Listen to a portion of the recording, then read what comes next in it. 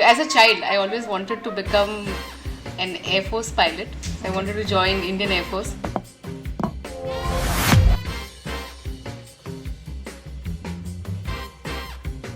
Audio Jungle.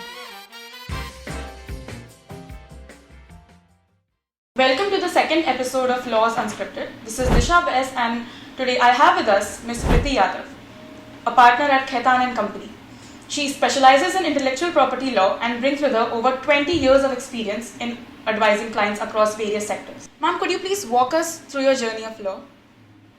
Sure. Thank you very much for having me here.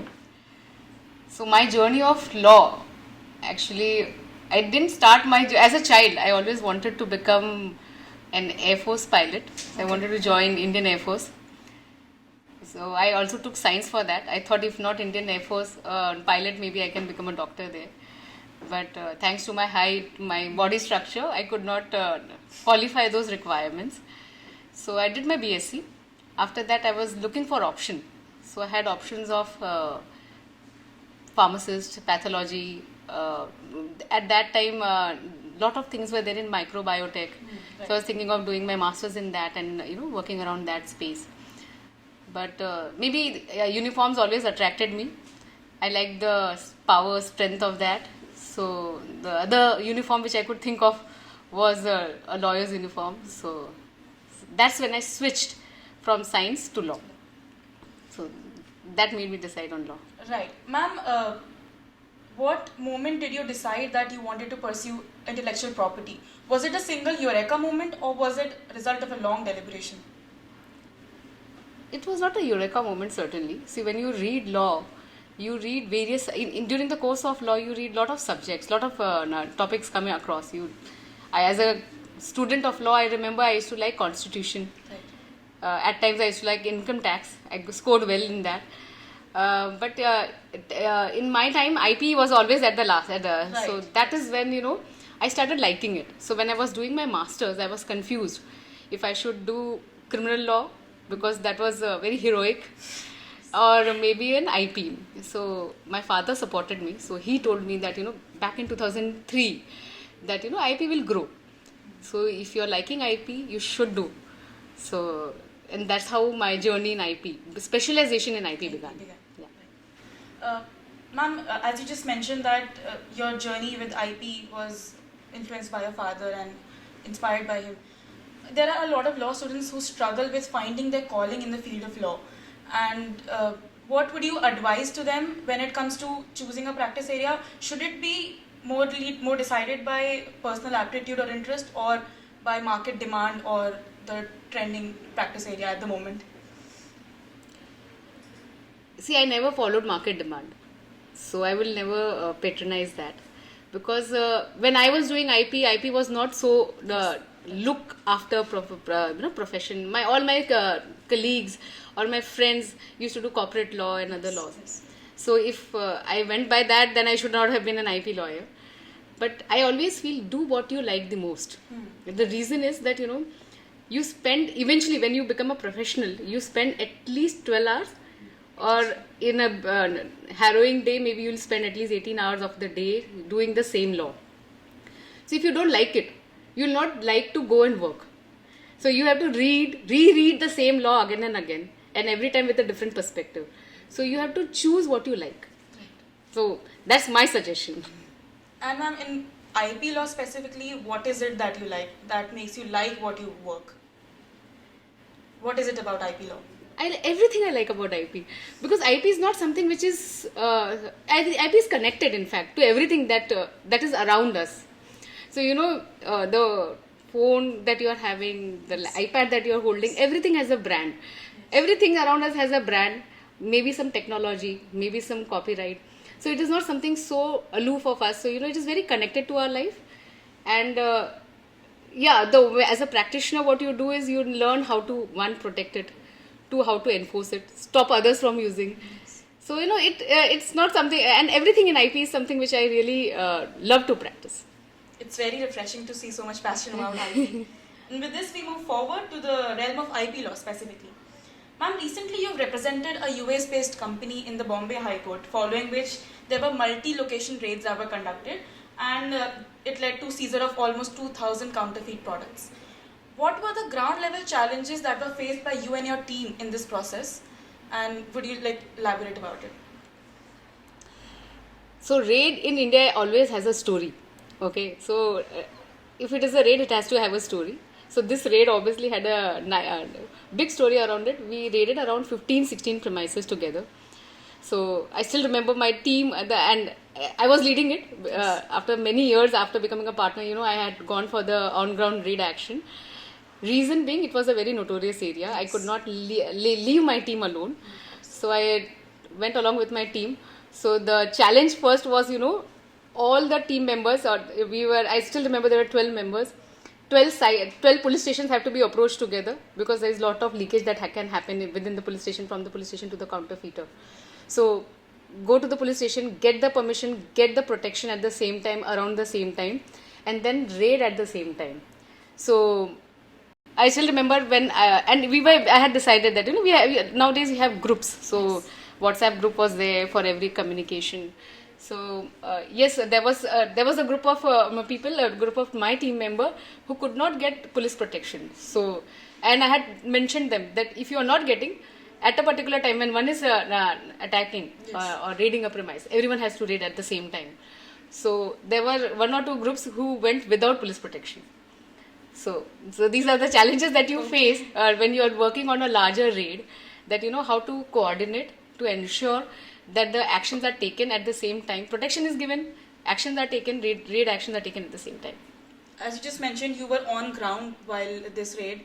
So were there any institutional challenges like with the police authorities, with the courts, and then multitasking with the clients, advising them? So were there any challenges there? With the police, obviously it's a challenge. Because see, you come across, I personally met a police officer and he was like, how do you know this is counterfeit?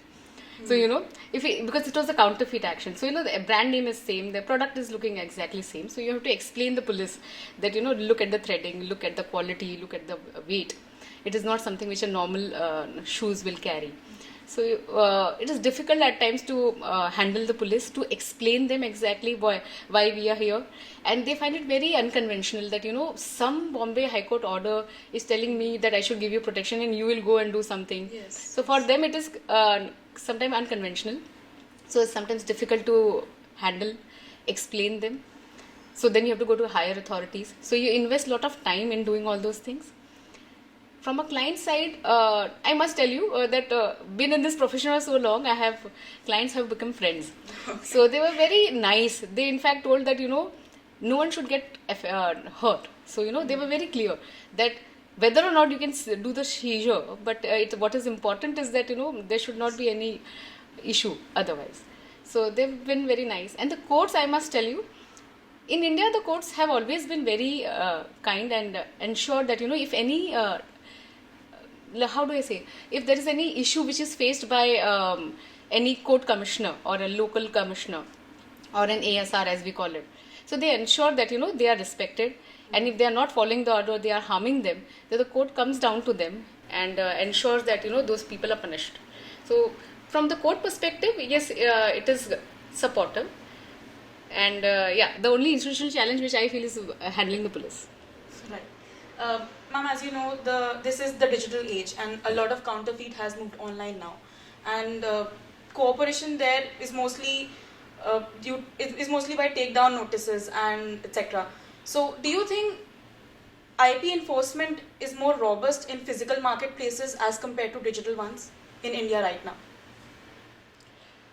See, both have their own kind of counterfeiters, I must tell you, because when you are in digital space, it's very easy to put them down. The takedown happens very quickly, swiftly, yes, because the marketplace owner are also very vigilant in that sense. They respect the order of the court.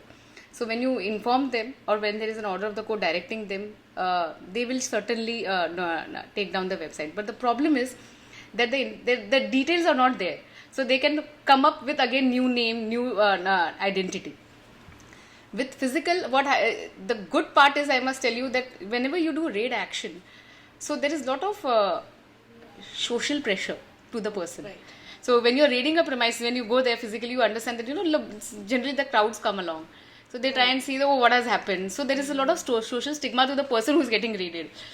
So that is there. Two, you know the identity of the infringer. So if he is found doing the same act directly or maybe indirectly through somebody else, then it amounts to contempt. So then it is easier. Contempt is always taken very heavily by the court. Like, you cannot contempt the order of the court because there is an injunction. So that becomes, maybe in that sense, physical enforcement has much better impact because it involves a lot of human elements. Right. In your opinion, in your expert opinion, what do you think the courts right now have moved to dynamic injunctions? They're giving different injunctions when it comes to digital counterfeit. Do you think there is a way the courts can deal with this? Anything that the courts can actually use to deal with such issues of digital counterfeit? Yes, certainly. Indian courts, all the Indian courts, I must tell you, IP-friendly courts, they have been giving dynamic plus injunctions. Yes. So in that, not only the websites that you have identified today, but the website which may come tomorrow after the order also. Once there is an infringement, there is an order in relation to some matter, you can use the same order. You don't even have to go back to the court. Use the same order and inform the marketplace that, this is an order, this is an infringing act, and by virtue of this order, you have to stop. So courts have been very evolving on this aspect because they understand that, lot of marketing or maybe purchasing is happening online. So Right. digital space is taking up a lot of space. So naturally counterfeiting is taking place in that space also. So the courts have been vigilant to ensure that the proprietor is taken care of, is promoted. So now that we're talking about digital spaces, there's a question that I would like to ask you on intersection of AI and copyright law, which is a pretty recent news. So the Department for Promotion of Industry and Internal Trade has released a working paper on copyrighted material, usage of copyrighted material for AI training, that is data mining. And the paper proposes that there should be a hybrid model providing a blanket license to company for AI training without an option to opt out for copyright holders here. So as we all know that there are certain AIs which are able to access paywalled content or maybe leaked content online, and access to personal data is an issue. So as an expert, do you think this is a necessary trade-off for technological advancement, or do you think this dilutes the concept of copyright law in India? Certainly dilutes the concept of copyright law in India, and there are a lot of litigations around this. Yes. So AI, as it sounds, is not only simple AI. It has a lot of element along with it. It has technology, it has copyright. So what does typically an AI engine do is basically reading all the material which is there and then creating something. Yes. So whether the reading of all the material is from an legitimate data, and because everything which is available has a license. So if you're using that, you have to use it with a license of the owner. So whatever is created around that maybe is something you have to obtain a legal license, and then maybe the technology is used to create a content. Do you think it's a necessary step that should be taken for advancement of technology, or should principles of copyright law be given more preference? The when it comes principle to of AI? copyright law principle certainly needs more preference because it's a act, it's a statute which has to be respected. So, And in your view, are we moving towards a future where IP enforcement is more code driven, or is it going to be more technology driven in the coming years? enforcement will always be code driven because technology will help you enforce. Like technology will help you identify an infringer. There are ways in which certain kind of infringer or something can be identified with the help of technology. Yes, by the help of dynamic injunctions and all, they will help you take down. So that is one way of looking at it. But those can be easier only in counterfeit cases when the marks are identical or everything is similar. If there is a look-alike case, then certainly it is the court which will be playing the important role, because eventually it is the judge who will be the person responsible and eligible, I must say, Yes. to mention or to adjudge whether there is a look-alike case, yes or no, for the plaintiff. Right. coming to some other tangent, you have worked on various trans-border IP disputes, but as we know, IP, especially trademarks, are inherently territorial in nature, and in practice, enforcement is often complicated. So, what challenges are posed to you when it comes to advising multinational brand owners, and what specific tools do you use in those challenges? So for multinational brand owners, the first challenge, India specific, is online issues, because a lot of anonymity is there from an online infringer. The second challenge which I face is, like, sometimes it happens that, so see, the counterfeiters are quite working as an institution. Okay, so even if you go and raid their premise, they think that it is the right to make in India. Okay, so they say that, you are representing a foreign company, you don't have a right. We have a right to make the product in India. Even the highest authorities promoting it. So we are making in India affordable to Indians. So why are you coming and stopping us? This is a right to do business. So, it is very difficult to make them understand that, there is an IP law and you do business, but you cannot use my mark in that. You can make whatever kind of counterfeit you want to make. I can't say kind of counterfeit, kind of product you want to make, but please don't copy and make it a counterfeit. That's what I would say. Makes sense. When it comes to international disputes, has different domestic legal frameworks of different countries, has it ever been a challenge to you in working? Yes, obviously. What is enforceable in India? What is considered to be an infringement in India? Or maybe India has a concept of trans-border reputation. Even if your mark is not used in India, registered in India, still because you have a trans-border reputation, you can still sue a person. Same thing will not be there in other jurisdictions. So there are every jurisdiction is peculiar. IP is territorial. So everywhere where your client's mark is getting infringed, or IP is getting infringed for that matter, so you have to liaise with an associate who can help you get a resolution. And there are times that your mark is not used, registered, and you can't do anything about it. While in India, if the same case was there, by proving trans-border reputation, you could have got some relief for the client. So it is always a challenge in different, because the domestic laws, the territorial laws change. So obviously, the way to enforce also changes. Yeah. So I would like to take this international law tangent a bit further, and I would like to ask, as you must know, in 2024, WIPO had adopted design law treaty. Do you think there is a need for some other instrument which would cater a specific IP? Is it a coming need maybe? That need can be there in patents also. Yes. Because that is also quite technical. A patentee today does not know what will be there enforceable in India, or the same patent, how it will be enforced in Japan, for instance. And something other that comes to my mind is trade secret. Yes. In India, we do not have any statute for that. So maybe this is the time that, if you are following the international standards, international definition of what amounts to trade secret, what amounts to breach of trade secret, or how it has to be protected, something, a uniform definition in that lines and enforcement action in that lines may be helpful. Okay, so talking about international law again, this is a question that I think I would like to ask. So, do you expect interns or junior lawyers to have knowledge of international IP law as well as domestic IP law? And to what extent? I would talk about myself. I would not expect any intern or junior to have any knowledge on international law. It is something which is unexpected. You should know your own law. Yes. That is certain.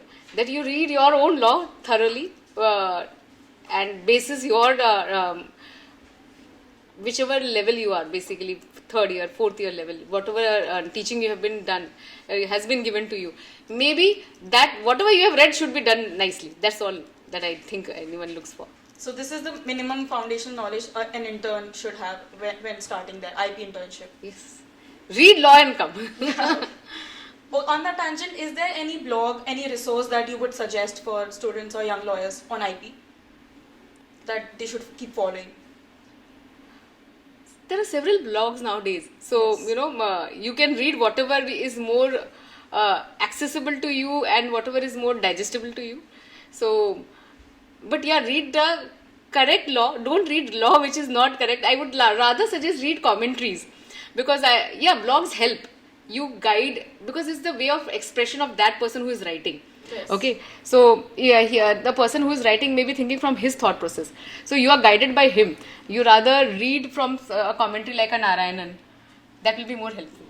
This brings us to some of the most frequently asked questions by young lawyers. And ma'am, how important has mentorship been in your career development, and what would your advice be as to mentors and career networking?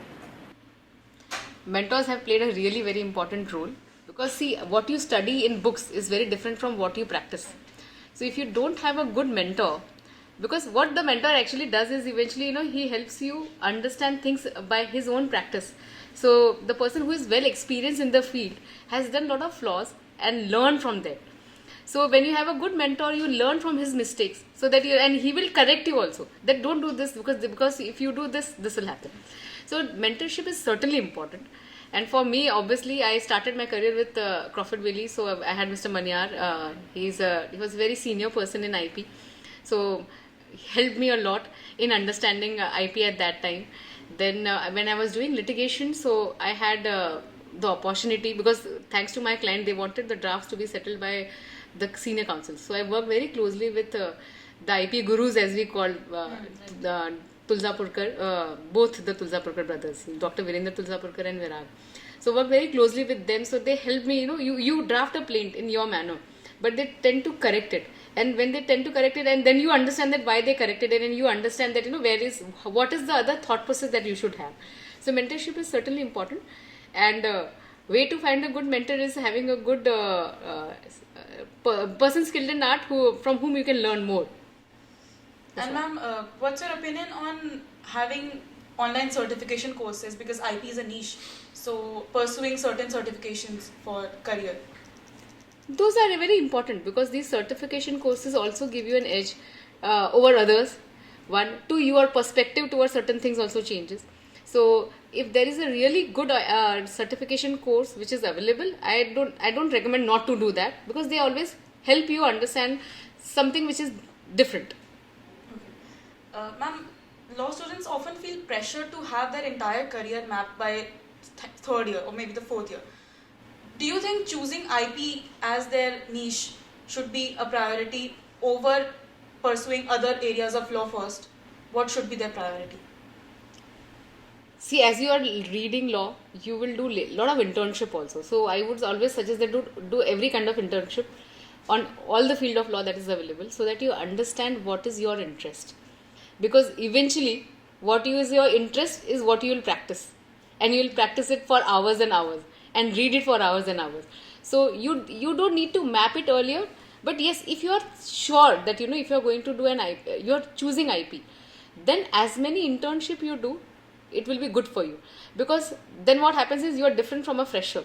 Because of your internship, you already have gained a lot of knowledge, understanding of the practical aspects of IP. So then it gives you an edge as compared to any other fresher. You've just mentioned that you have completed your bachelor in science. So does having a science background give you an edge in IP law practice? I did science for a reason, but it just does give me an benefit. I am a patent agent. So back in my Crawford Bailey days, I used to do a lot of patent prosecution work. Now I do a lot of patent litigation.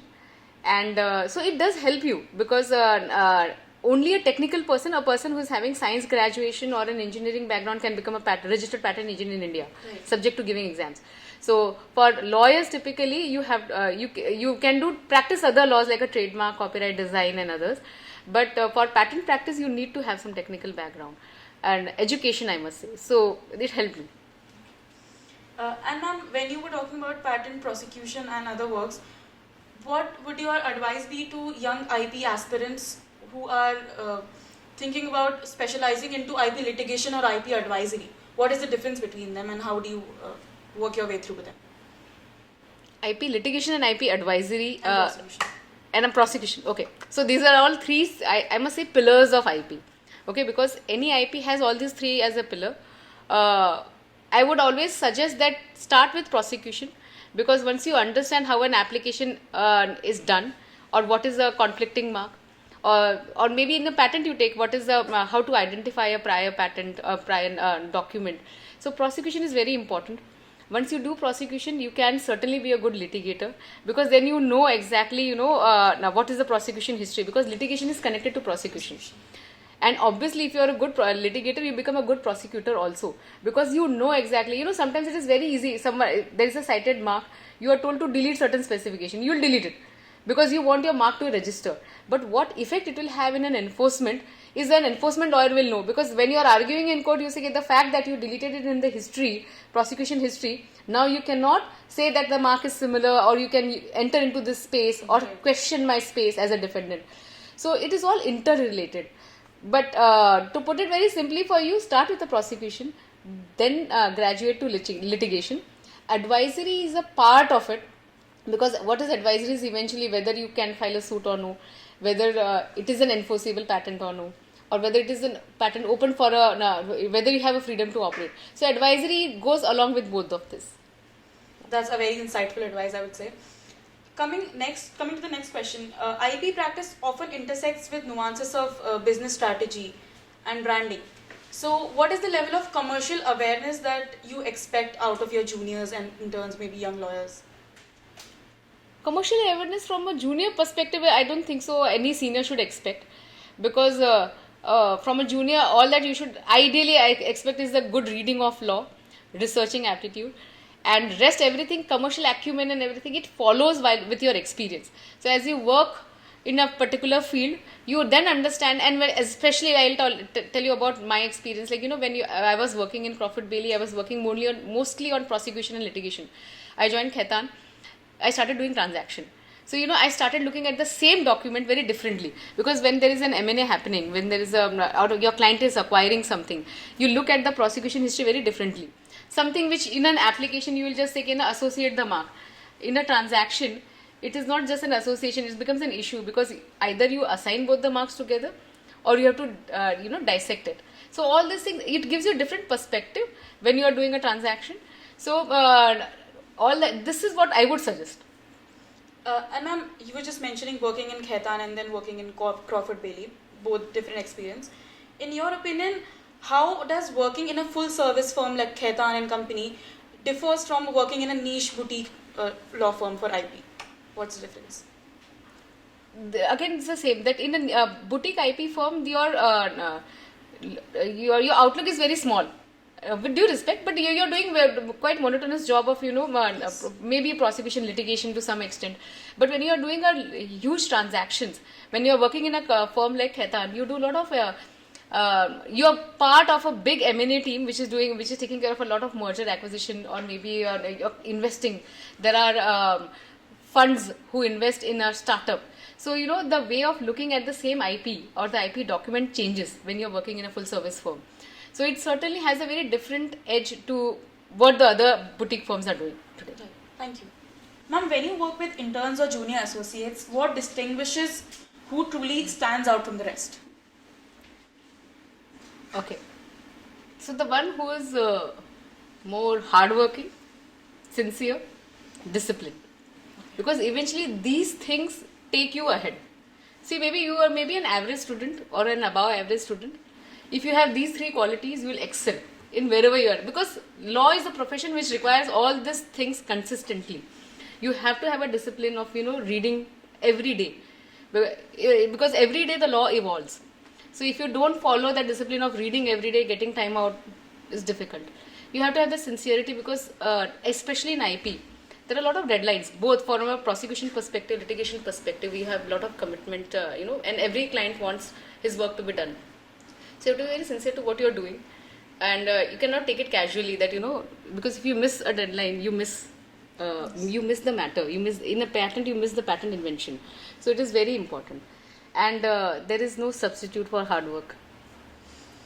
You just said that there is no substitute for hard work. What do you think about Gen Z interns using AI for their work when they're interning in your law firm? AI can help them to an extent.